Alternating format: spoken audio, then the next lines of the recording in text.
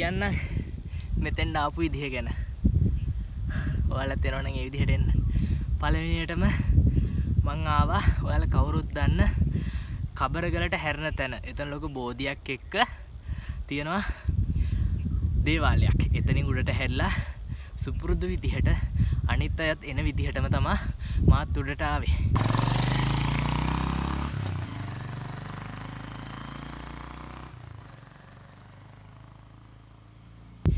උඩට එන්න හයික් එක පටන් ගද්දි වෙලාව හවස 5ට විතර ඇති.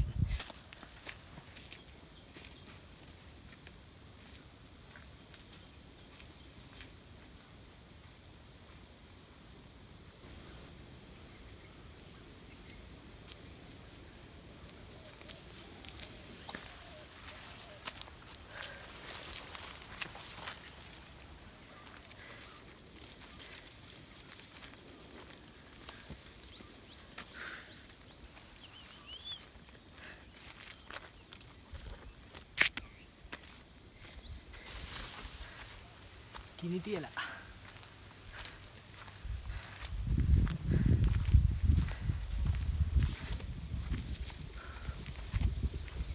එන්න අර පැත්තේ view එක වැඩි වෙනවා. ඉන්නවා මෙතෙන් ගිහලා පෙන්නන්න.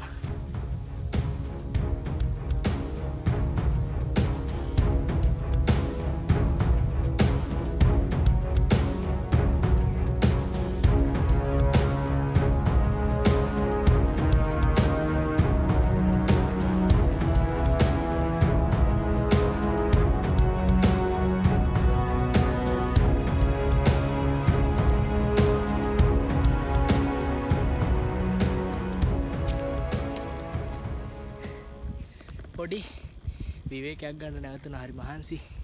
පායනේ ඉඳ හරි තෙහෙට්ටු යඟට. මට තාම පොඩ්ඩයි තියෙන කබරගල ෆස්ට් පීක් එකට. අදරෑ ගත වෙන්නේ එතන. ගොඩක් සීතල වෙයි අදරෑ නම්. මේ පෑවිල්ලත් එක්ක. මම මෙතන නතර වෙච්ච වෙලාවේ මට ලස්සන view එකක් පේනවා මේ පැත්තෙන්. මම ඒක ඔයාලට විස්තර කරන්න. මේ පැත්තෙන් පේනවා මේ පේන්නේ කබරගල පළවෙනි view point එක. අදරෑ මම උතන තමයි නතර වෙන්නේ. ඕම හැරිච්චාම හරි ලස්සන සන්සෙට් එකකුත් තියෙනවා. ඔන්න මේ පැත්තෙන් පේනවා මේ පැත්ත කෑගල්ල දිස්ත්‍රික්කේ. මෙන්න මගේ අති මෙන්න මේ කෙලින් පේන්නේ අම්බුලුවාව. එතකොට මේ පැත්තෙන් පේනවා කොත්මලේ.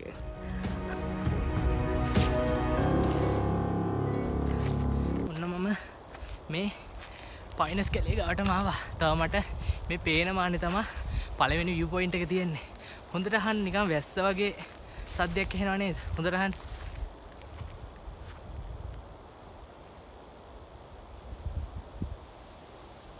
ඒ මොකක්ද දන්නවද? මේ පයිනස් කොළ කීරි කීරි වගේනේ තියෙන්නේ.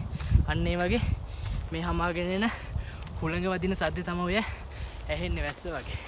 වහින්නේ අහස නිල් පාටයි.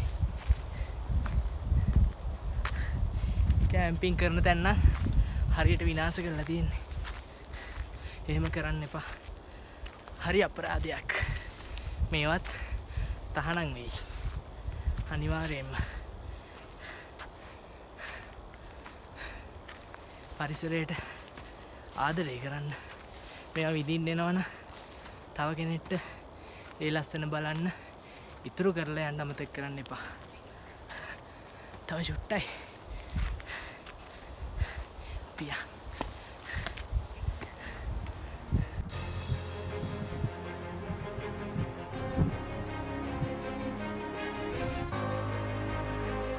මං පළවෙනි පීක් එකට ආවා 6 විතර වෙනකොට. හවස 6 විතර වුණා. ඊට පස්සේ කැම්පින් ටෙන්ට් එක සෙට් අප් කරගෙන ටිකක් වෙලා ඉඳලා කෝපි එකක් හදාගෙන පීලා ඊට පස්සේ තමයි මං පොඩ්ඩක් රිලැක්ස් එකේ ඉද්දී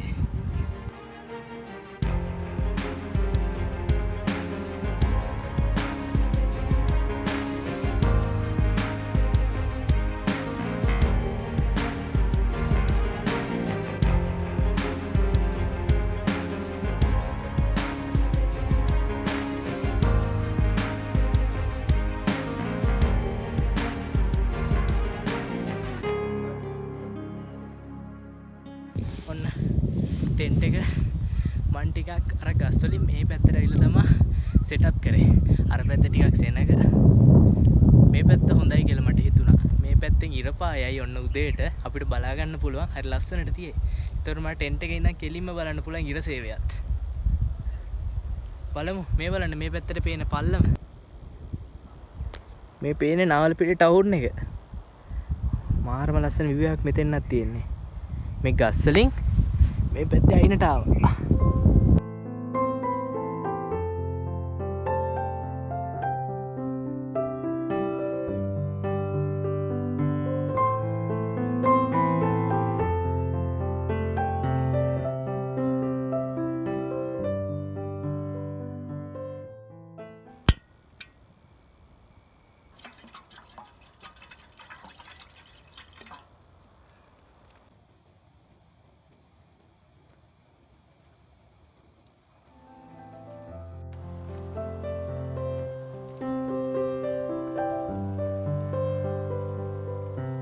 ඊට පස්සේ මම පොඩ්ඩක් රිලැක්ස් එකේ ඉඳලා තම ඔන්න නූඩ්ලස් එක හදන්න පටන් ගත්තේ.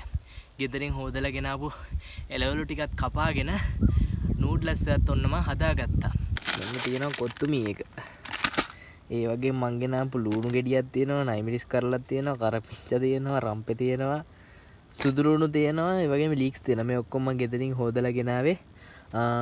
කැම්පින් එක උඩට එද්දි වතුර ගේන්න, ඒ කියන්නේ ගොඩක් වතුර ගේන්න මම තනියෙන් ඉන්නේ. ඒකින්ද ගොඩක් වතුර ගේන්න අමාරු හින්දා මේ ඔක්කොම හොදලා සුද්ධ කරගෙනම ආවා. ඒතර තියෙන මට දැන් කපාගෙන මේක හදාගන්න තමයි.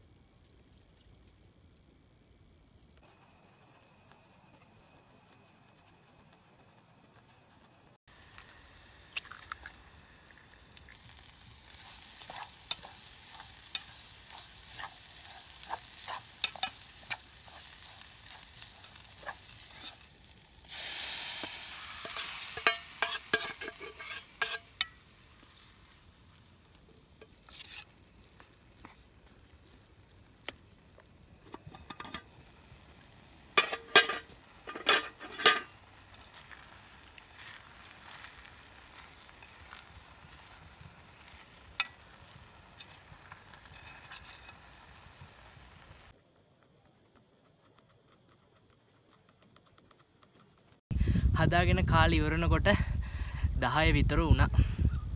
ඊට පස්සේ මම නිදාගත්තා. පුදුම සීතලක් තිබ්බේ. ඊයේ රෑ ওই විදිහට තමයි රෑ නම් ගෙවුනේ.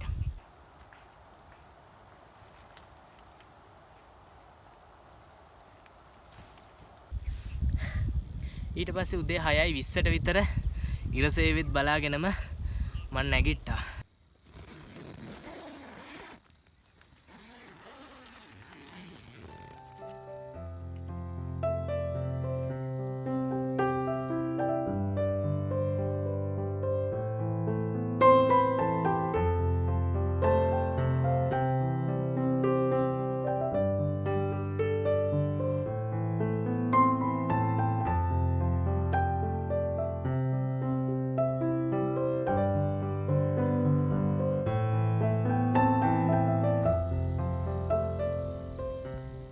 මේ පැත්තට හැරිච්චාම හරි පින්වන්ත දර්ශනයක් පේනවා. මේ බලන්න සීපාදස්ථානේ.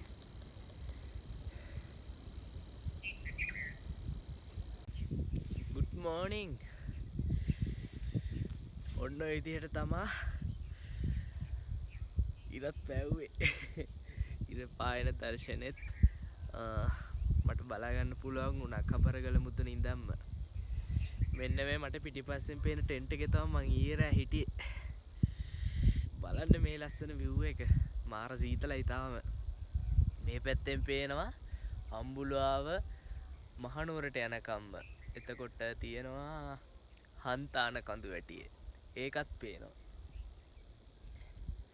එතකොට මගේ මේ අත පැත්තෙන් පේනවා උතුම් ශ්‍රී පාදස්ථානය.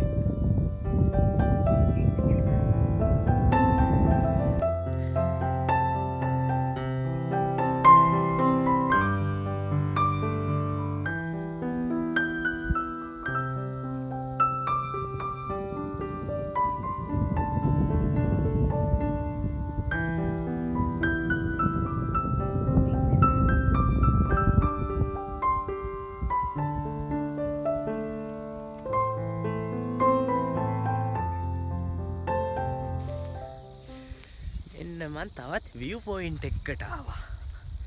මෙතනින් අපිට බලන්න පුළුවන් ඕම් බලන්න ලස්සන පේනවද?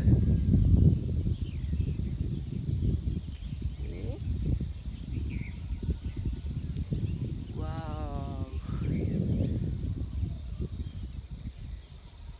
මහරම ලස්සන view එකක් තියෙන මෙතෙන්. අර ඇතින් පේන්නේ කබරගල දෙවෙනි පීක් එක. මම හිටියේ කබරගල පළවෙනි පීක් එකේනේ.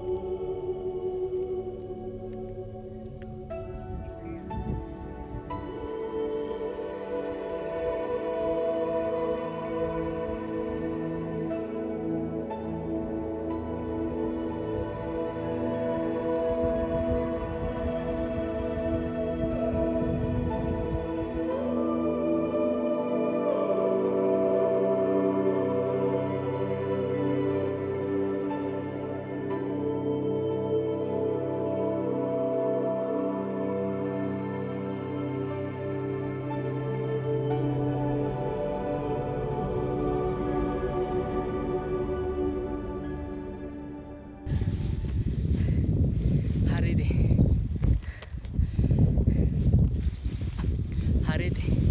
ඔන්න අපි කබරගලට සම්පීලා මේ vlog එකත් ඉවර කරන්න තමයි හදන්නේ. මම හිටපු තැනත් තිබ්බ විදිහටම අස් කරා.